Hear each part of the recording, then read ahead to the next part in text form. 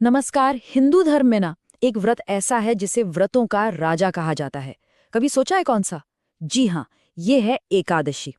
तो चलिए आज इसकी गहराइयों में उतरते हैं और देखते हैं कि ये शक्तिशाली व्रत आखिर कैसे हमारे जीवन को बदल सकता है। जरा सोचिए, एक दिन का उपवास और उसका पुण्य पूरे अश्वमेध यज्ञ के बराबर। ये मैं नहीं कह रही हूं, हमारे पुराणों में लिखा है।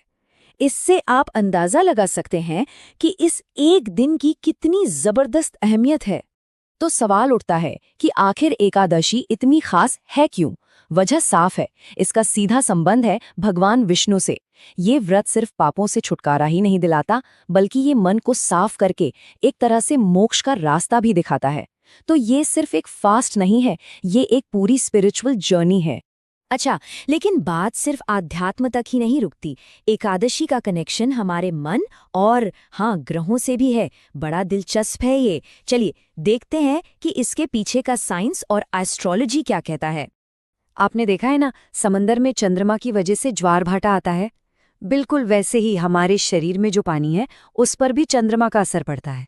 और एकादशी के दिन चंद्रमा की पोजीशन ऐसी होती है कि हमारा मन नेचुरली शांत रहता है। इससे ध्यान लगाना, अपने सेंसेस को कंट्रोल करना सब आसान हो जाता है। और ज्योतिष की बात करें तो ये दिन सीधे सीधे हमारी किस्मत के ग्रह गुरु यानी बृहस्पति से जुड़ा है। तो इसका मतलब क्या हुआ? सीधा सा मतलब है कि अगर किसी की कुंडली में गुरु ग्रह यानी जुपिटर कमजोर है ना, तो एकादशी का व्रत एक आजमाया हुआ एकदम पावरफुल उपाय है। बस विष्णु सहस्त्र नाम का पाठ कीजिए, केसर का तिलक लगाइए और देखिए कैसे किस्मत बदलती है। ओके, तो अब जब हम इसकी इंपॉर्टेंस समझ चुके हैं तो आगे बढ़ते हैं। अब बात करते हैं इसकी सही विधि की, कि इस व्रत को आखिर करना कैसे है, स्टेप बाय स्टेप। देखिए, इसकी तैयारी एक दिन पहले यानी दशमी की रात से ही शुरू हो जाती है।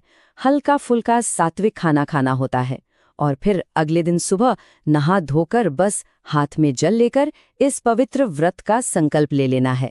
सिंपल। पूजा की विधि भी बहुत सिंपल है।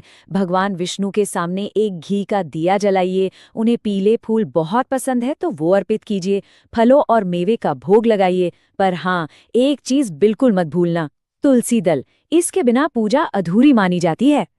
चलिए अब कुछ जरूरी डूज एंड डोंट्स की बात करते हैं। सबसे पहला नियम, चावल। इस दिन चावल को तो बिल्कुल नो है।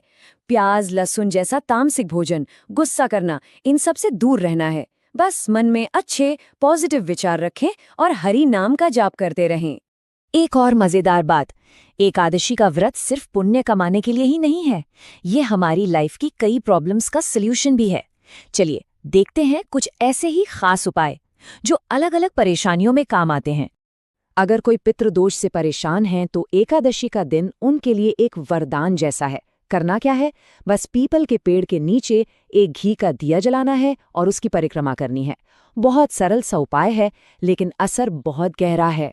पैसे की तंगी से जूझ रहे हैं, फाइनेंशियल प्रॉब्लम्स है, तो इस दिन दक्षिणावर्ती शंख से भगवान विष्णु का अभिषेक करके देखिए और साथ में मां लक्ष्मी की पूजा कीजिए। माना जाता है कि इससे धन समृद्धि के रास्ते खुलते हैं। और जिनके विवाह में देरी हो रही है या कोई रुकावट आ रही है, उनके लिए एक छोटा सा टोटका है। नहाने के पानी में ना बस एक चुटकी हल्दी मिला लें और भगवान विष्णु को पीले कपड़े अर्पित करें।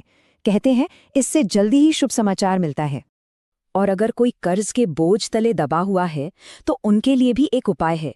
तुलसी जी में जल अर्पित करते वक्त ओम नमो भगवते वासुदेवाय मंत्र का जाप करें। इससे ना सिर्फ मन को शांति मिलती है, बल्कि कर्ज से मुक्ति का रास्ता भी साफ होता है। तो अब हम इस चर्चा के आखिरी पड़ाव पर आ गए हैं। अब हम कुछ और खास नियम देखेंगे और सबसे जरूरी चीज, व्रत को खोलने की प्रक्रिया, जिसे पारण कहते हैं, उसको समझेंगे।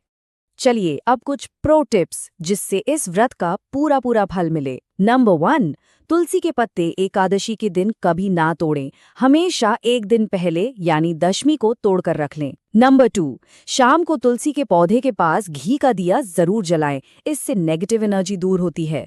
और हाँ, नंबर 3, इस दिन पीली चीजों का दान जैसे दाल या कपड़े बहुत ही शुभ माना जाता है। और अब सबसे जरूरी बात, पारण यानी व्रत को खोलना। ये अगले दिन द्वादशी तिथि पर सूर्योदय के बाद एक शुभ मुहूर्त में किया जाता है। एक बात गांठ बांध लीजिए, अगर सही समय पे पारण नहीं किया तो पूरा व्रत अधूरा रह जाता है। तो जाते जाते एक सवाल छोड़ जाता हूँ। इस पूरे व्रत का जो आधार है वो है इंद्रियों पर नियंत्रण, यानी सेल्फ कंट्रोल। तो इस व्रत से हटकर भी आज की इस भागदौड़ भरी जिंदगी में इस सेल्फ कंट्रोल का असली मतलब क्या है? सोचिए।